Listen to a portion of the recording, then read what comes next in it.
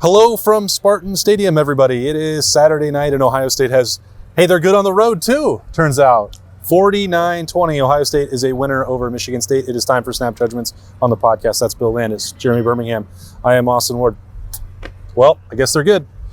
They are good, and it turns out C.J. Stroud is good. Oh, really? I'm really upset about that interception because they were going to score, and it would have been his seventh Don't touch. say it. Don't say it. It doesn't Okay, count. You want to say it? It doesn't count. He threw seven touchdowns. It doesn't count. It doesn't count. But I'm also upset we all because know Ohio what State, happened. I said under 150 total yards of offense for Michigan State. I think they had like 151 right before the touchdown.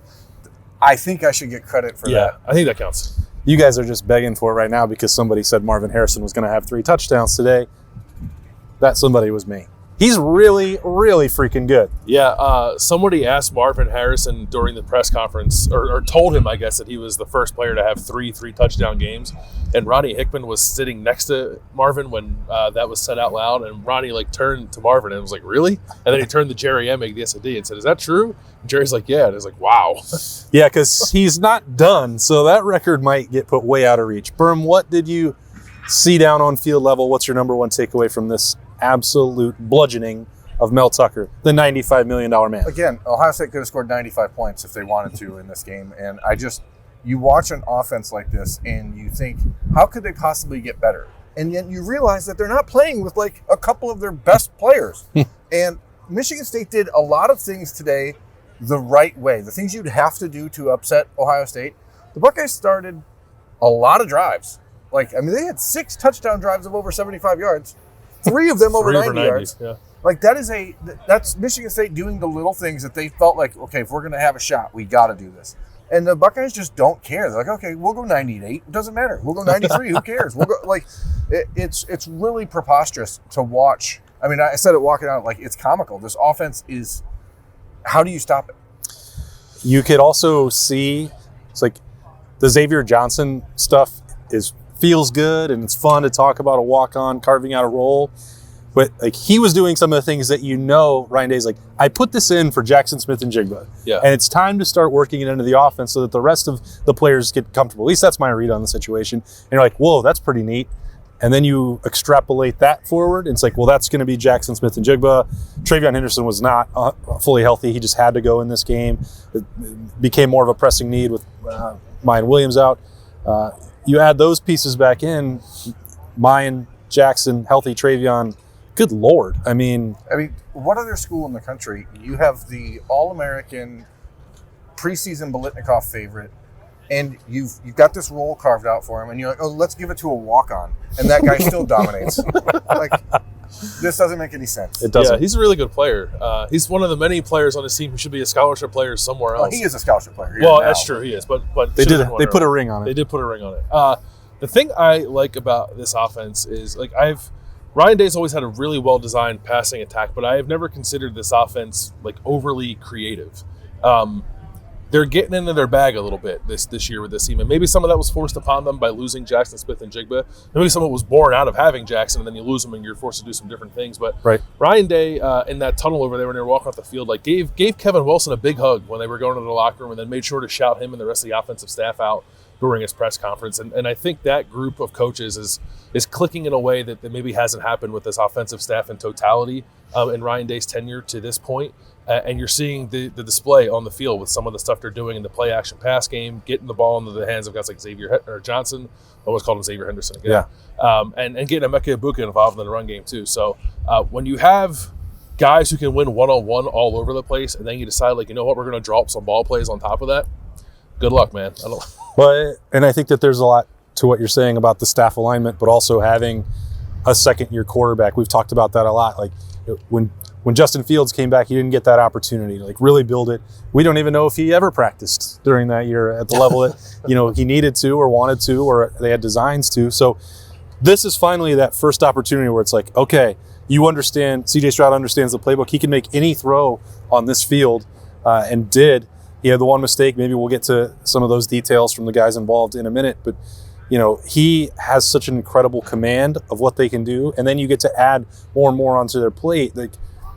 I touched on this the other day that CJ Stroud graded out as a champion last week, and we focus on the completions and the yards and all that stuff. Like, that's the easiest way to evaluate a quarterback. But he's got so many other things that he has to be responsible for with protections and run schemes and the amount of RPOs that Ohio State operates with.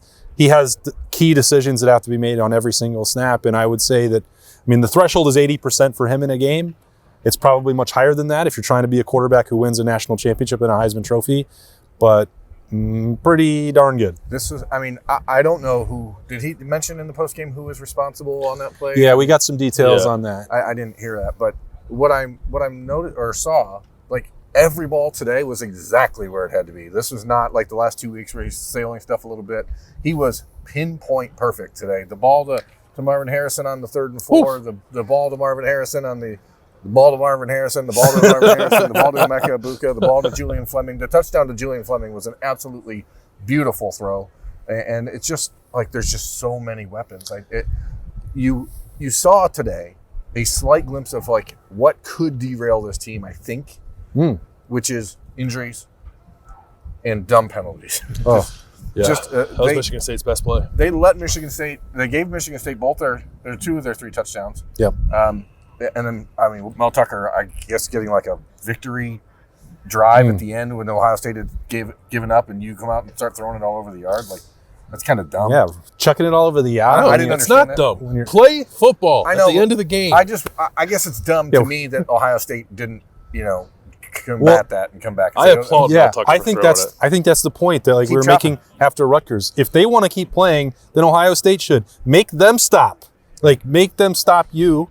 Or make them give up. When did Michigan State take on the Rutgers keep chopping?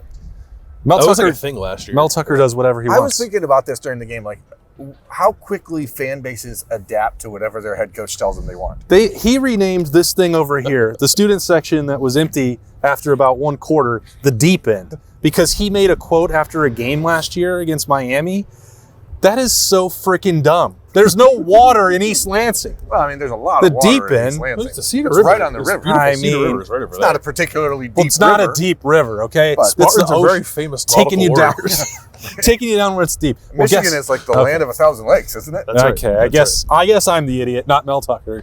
Do you guys want an explanation of what happened? Yeah, on the take us through that. We got a couple different perspectives on that. Yeah, so it was an RPO, and if you've seen them run it before, usually CJ looks at the corner out there, and then he'll throw that hitch route, but they have a check when that corner is in press that Emeka Egbuka, instead of running a hitch, can run a go.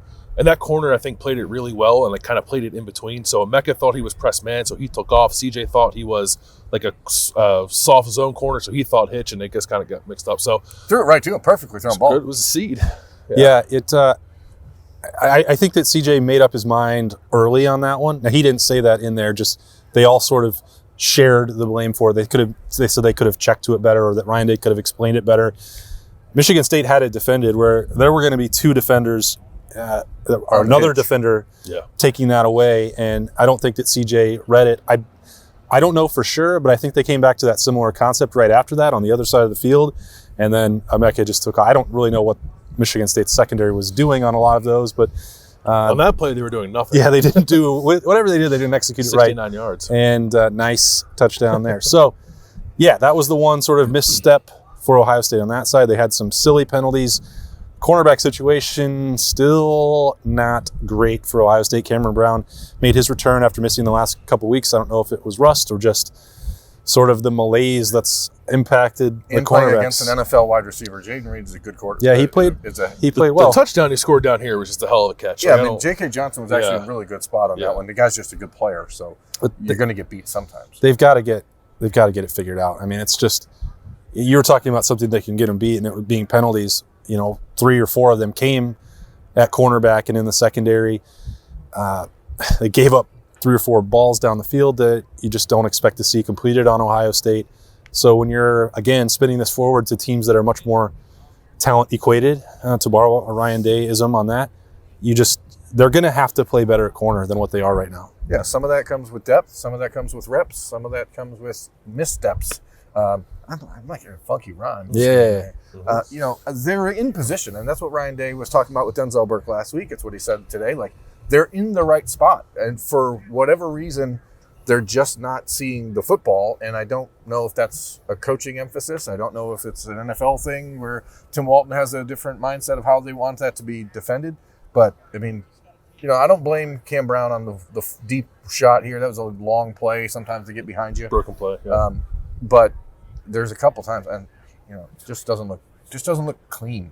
Yeah, just not very physical at the catch point. But we've talked a lot about that position group and some of its shortcomings. So I wanted to make a point to shout out Denzel Burke for making what I thought was a really good play early in the game when Peyton Thorne was trying to extend plays and trying to run a little bit, and he got out to the edge and there was kind of nobody there, and Denzel Burke tracked him down from behind and made a tackle, I think maybe for no gain. Yeah. A guy who I think maybe we've questioned his want to sometimes in those situations, made a really nice play, so good for him. Yeah, a lot of this conversation after the game for Ohio State is how important the off date is, and clearly it's coming at a decent time. I know that'll be the question that's asked a lot on Tuesday, just to skip ahead to that version of the podcast daily. Like, okay, now's that time. It matches up our understanding with Jackson Smith and Jigba's ability to return for the Iowa game. We think that the same will be true for Mayan Williams. Travion Henderson is somebody who also needs a little bit of time to get that foot right. He just did not look like he was quite there. And Mike Hall was in the same boat. I asked Mike Hall was available for the first time since that shoulder injury early in the season. He missed a game. He didn't start tonight. It was clearly on a snap. He played like 10 plays. He was on a snap count, and he made the most of them. Yeah, he's frustrated by it because he's 3 sacks in 10 plays. He's still not at 100%. Again, it's a lot of those things. Like, you could tell that Ohio State felt like it was going to be important to get a few of these guys at key positions. Like, all right, you're close enough for this one. Let's get out there and get him moving.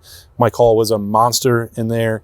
Thought Teron Vincent flashed a few times. I think he's getting better and more confident every week. Did a little snow angel out there to celebrate a play.